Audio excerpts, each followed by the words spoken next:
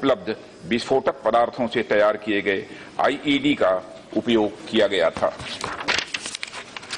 घटना के अन्वेषण के संबंध में मध्य प्रदेश पुलिस द्वारा केंद्रीय एजेंसियों से समन्वय स्थापित किया गया।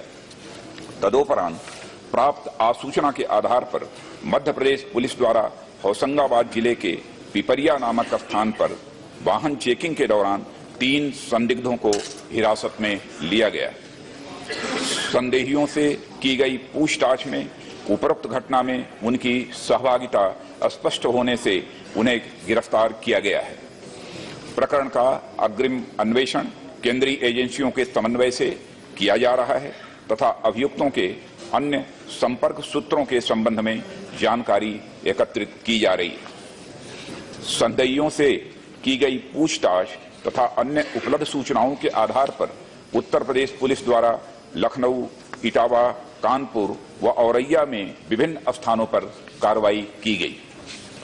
लखनऊ में काकोरी थाना अंतर्गत हाजी कॉलोनी स्थित एक मकान में कानपुर निवासी मोहम्मद सैफुल्ला उर्फ अली के किराए पर रहने की सूचना प्राप्त हुई। एटीएस उत्तर प्रदेश द्वारा उक्त मकान की घेराबंदी की गई और संदेही सैफुल्ला को गिरफ्तार करने के भरसक प्रयास किए गए, परंतु उसके द्वारा आत्मसमर्पण करने से इनकार किया गया व एटीएस टीम पर फायरिंग की गई। अंततः लगभग 12 घंटे के अथक प्रयास के पश्चात एटीएस टीम द्वारा सैफुल्ला के कमरे में प्रवेश किया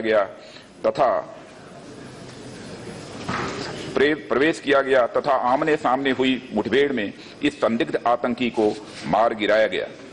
मृतक के कमरे से 8 पिस्टल, 630 जिंदा कारतूस तथा अन्य सामग्री जिसमें 1.5 लाख रुपए नगद, लगभग 45 ग्राम सोना, 3 mobile phone, 4 SIM card, 2 walkie talkie set और कुछ विदेशी मुद्रा सम्मिलित है बरामद की गई।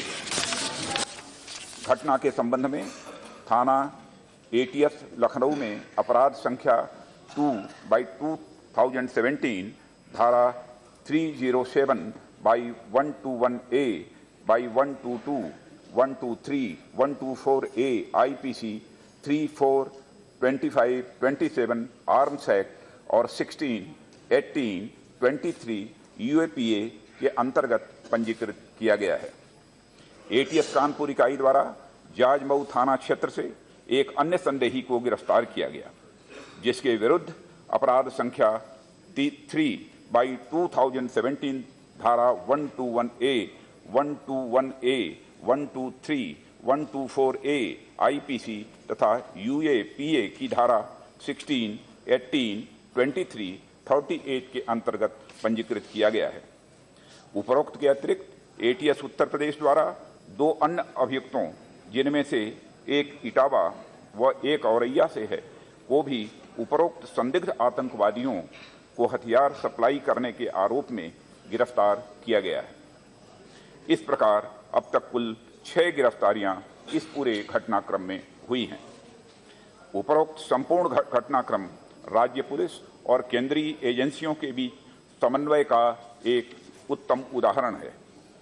दोनों राज्यों की पुलिस द्वारा त्वरित कार्रवाई करते हुए देश की सुरक्षा पर उत्पन्न संभावित खतरे को टालने में सफलता प्राप्त की गई है। इस पूरे प्रकरण की जांच एनआईए से कराई जाएगी।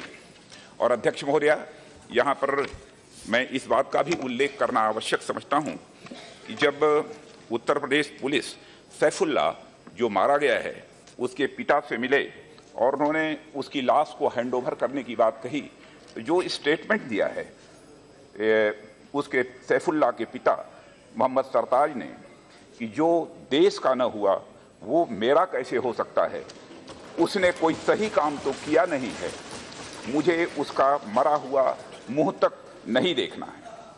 और आगे कहा है, मैंने पूरी जिंदगी मेहनत की और परिवार को पाला है, लेकिन सैफुल्ला ने मुझे शर्मिंदा कर दिया।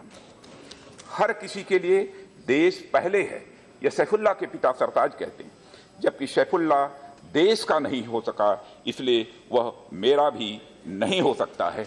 इसलिए अध्यक्ष महोदया, मैं सैफुल्ला के पिता के प्रति सरकार की तरफ से भी पूरी सहानुभूति व्यक्त करता हूं और मैं समझता हूं पूरा सदन सैफुल्लाह के पिता सरताज के प्रति अपनी सहानुभूति व्यक्त करेगा। उन्हें ऐसे बेटे की देशद्रोही हरकतों के कारण अपनी औलाद को खोना पड़ा है।